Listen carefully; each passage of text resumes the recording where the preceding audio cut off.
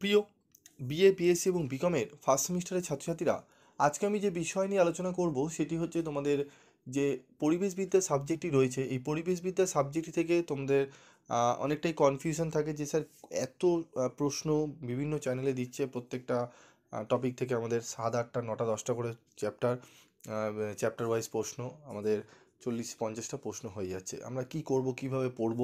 Previous ইয়ারেও question সেরকম কিন্তু দেখা যাচ্ছে বড় প্রশ্ন কমন আসেনি। তো এই সমস্ত বিষয়গুলো নিয়েই আজকে আলোচনা করব। দেখো, প্রথমেই তোমাদের বলবো তোমরা কিন্তু ইএনবিএস এর সাবজেক্টটি ভালো করে তোমাদের কিন্তু সিলেবাস দেখে ভালো করে পড়তে হবে, এবং থরলি যদি বড় প্রশ্ন ওই গুটি কয়েক বেছে পড়ে যাও, ঠিক আছে, সেক্ষেত্রে কিন্তু বিপদে পড়বে।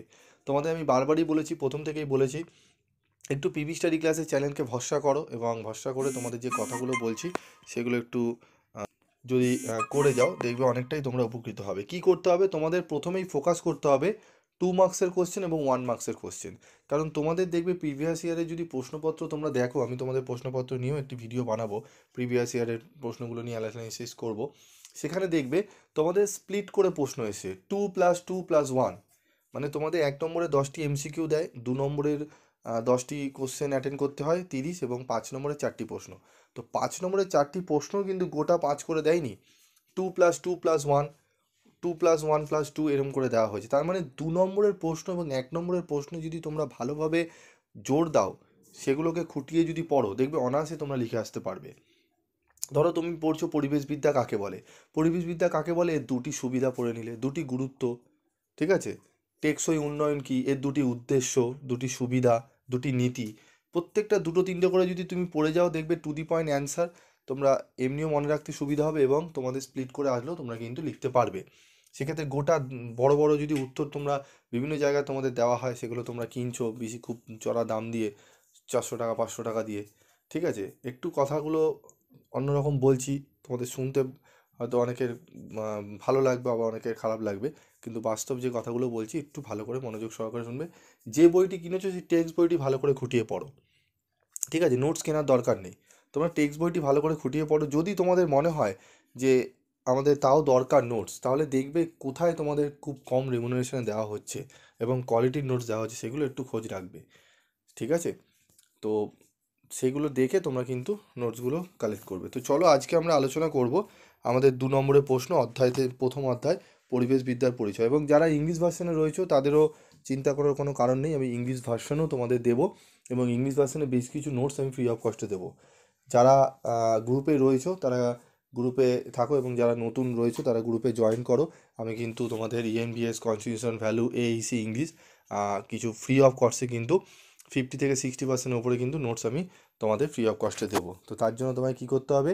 ভিডিওগুলোতে লাইক করতে হবে প্রচুর পরিমাণে, এবং তোমাদের কিন্তু গ্রুপে জয়েন্ট হতে হবে অবশ্যই, ঠিক আছে। তো দেখো, আজকে উত্তরগুলো আমি জাস্ট কল করে দেখছি, আমি খালি উত্তর বলছি এবং তোমরা দেখে নাও। পরিবেশ কাকে বলে তোমরা দেখে নাও।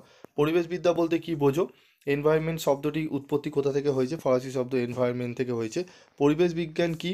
বিজ্ঞানের যে শাখায় পরিবেশ ও তার বিভিন্ন উপাদান এবং উপাদানগুলির পারস্পরিক ক্রিয়া প্রভৃতি বিষয় আলোচনা করা হয় তাকে পরিবেশ বিজ্ঞান বলে।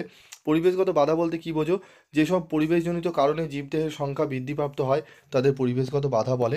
সুস্থায়ী উন্নয়ন কি? যে উন্নয়ন ভবিষ্যৎ প্রজন্মের জন্য সম্পদের ভাণ্ডারকে অটুট রেখে বর্তমান প্রজন্মের চাহিদা মেটায়, সেই উন্নয়নকে সুস্থায়ী উন্নয়ন বলে। স্থিতিশীল উন্নয়নের দুটি প্রয়োজনীয়তা লেখো। স্থিতিশীল উন্নয়নের প্রয়োজনীয়তা হলো স্থিতিশীল উন্নয়নের সুফল আগামী কয়েক প্রজন্ম ধরে ভোগ করা সম্ভব হবে। স্থিতিশীল উন্নয়নের লক্ষ্য হলো এমন এক পৃথিবী গড়ে তোলা যেখানে মানুষের জীবনযাত্রা ও জনস্বার্থের মান উন্নত হয় বা হবে। লো কার্বন লাইফস্টাইল কি? খুবই গুরুত্বপূর্ণ প্রশ্ন। লো কার্বন লাইফস্টাইল হলো এমন একটি লাইফস্টাইল যার লক্ষ্য গ্রিনহাউস গ্যাস নির্গমন কমানো এবং জলবায়ুর ওপর বায়ুর মানুষের ক্রিয়াকলাপের প্রভাব কমিয়ে আনা। লো কার্বন লাইফস্টাইলের একটি সুবিধা লেখো। স্বল্প কার্বন লাইফস্টাইল গ্রহণের প্রধান সুবিধা হলো এটি পরিবেশ রক্ষা করে এবং জলবায়ুর পরিবর্তন প্রশমিত করতে সাহায্য করে। সম্পদের অবক্ষয় বলতে কী বোঝো? মানুষের অতিরিক্ত সম্পদের ব্যবহারের ফলে প্রাকৃতিক ও অন্যান্য সম্পদ ধীরে ধীরে লুপ্ত হচ্ছে।